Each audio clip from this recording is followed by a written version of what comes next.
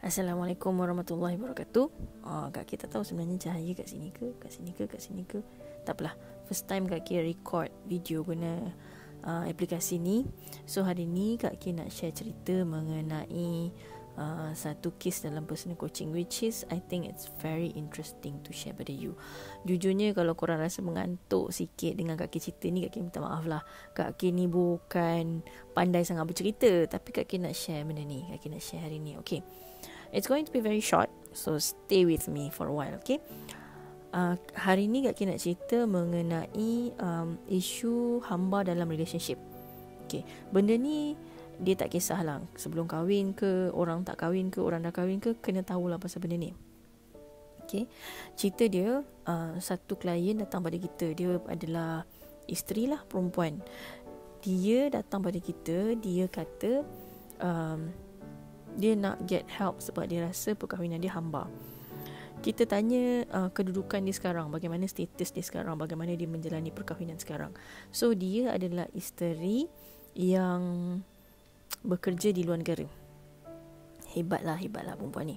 Bekerja di luar negara, gaji dia lebih kurang plus minus 12 to 15,000 per month. Ya, sangat banyak. Dan dia very achiever lah.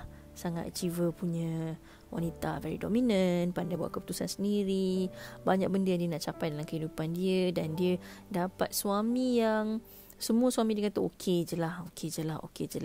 Jadi nak dipendekkan cerita, dia bila dia kahwin, sebulan pada kahwin dia terus PJJ. Dia terus pergi kerja, dia balik macam setiap 4-5 bulan dia balik, 4-5 bulan dia balik.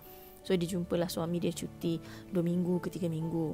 Lepas tu dia kata kalau saya mengandung, saya akan berhenti kerja lah, saya akan duduk cari kerja kat Malaysia. So dia mengandung dan bersalin. Dia pantang je, habis dia pantang, dia terus sambung kerja kat luar negara juga.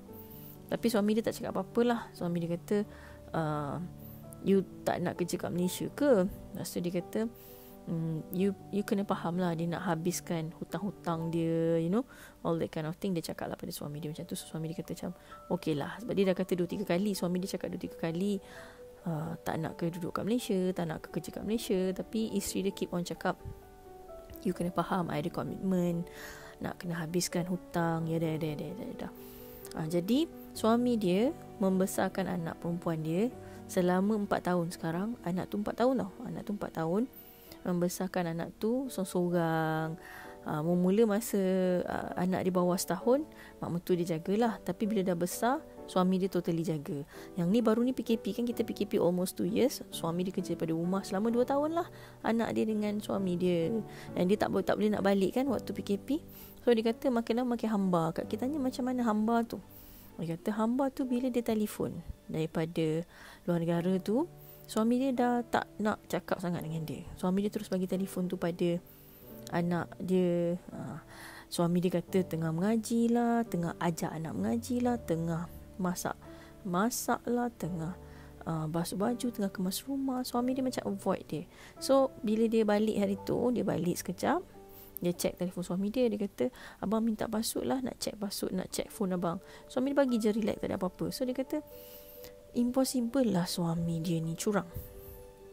Impossible suami dia curang. So dia cakap, Kak Ki, kenapa Kak Ki jadi macam ni? Lepas tu Kak Ki tanya dia, kenapa sekarang ni kau cakna benda ni? Kenapa sekarang ni kau risau? Sebab sebelum ni kau tak heran pun benda-benda ni. Dia kata bila dia jumpa IG Kamalia Kamal, dia nampak lah Kak Ki punya IG tu kan, ada tulis pasal dying relationship, benda-benda ni boleh merenggangkan perkahwinan, boleh menyebabkan perceraian. So dia tiba-tiba terdetik lah hati dia.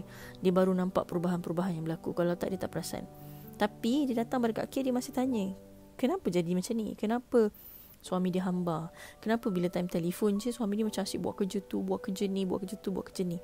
Jujurnya kat sini kan, this is very sad lah. This is very sad. Dan yang perempuan ni, dia punya karakter adalah karakter Eagle, yang suami dia adalah karakter Honeybee.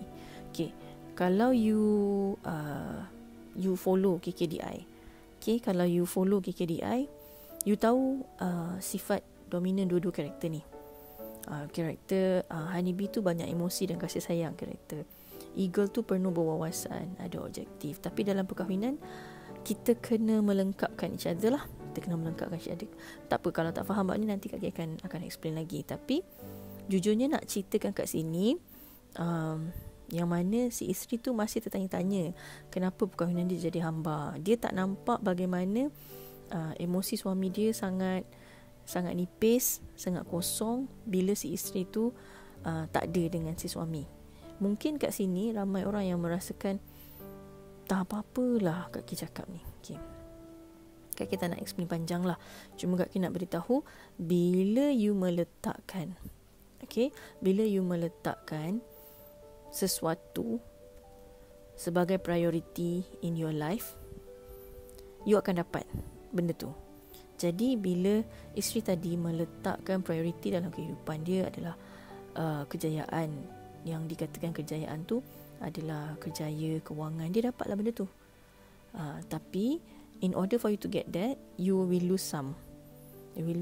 Tapi logik lah untuk dia lose a little bit daripada suami dia punya perasaan ni, disebabkan dia nak capai yang nombor satu. So yang nombor satu tu tetap jadi nombor satu. Mungkin suami dia tu nombor 2, nombor 3, nombor 4. Katalah suami dia tu nombor 3. So betul lah, itulah perasaan suami dia. Macam suami dia tu jelas lah duduk di tempat yang ketiga, dan kerjaya dia di tempat yang pertama.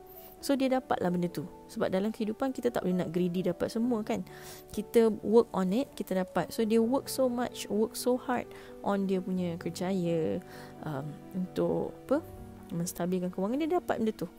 Tapi untuk perkahwinan, she did not work on it.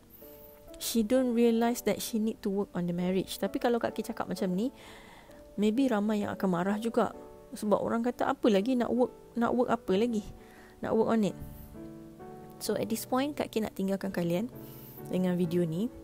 Dan untuk kita sama-sama belajar, reflect. I always wanted to say the word of reflect. Untuk kita sama-sama reflect, apakah priority dalam kehidupan kita at this point? Adakah keluarga, adakah the loved ones, adakah kehidupan kita, adakah kita as a priority to ourselves? What is our priority? Dan if we dah letak dia as a priority, adakah kita commit kepada priority kita? Dan adakah priority tu berbaloi enough untuk kita menjadikan ia sebagai priority? Pening sikit lah soalan Kak Ki ni.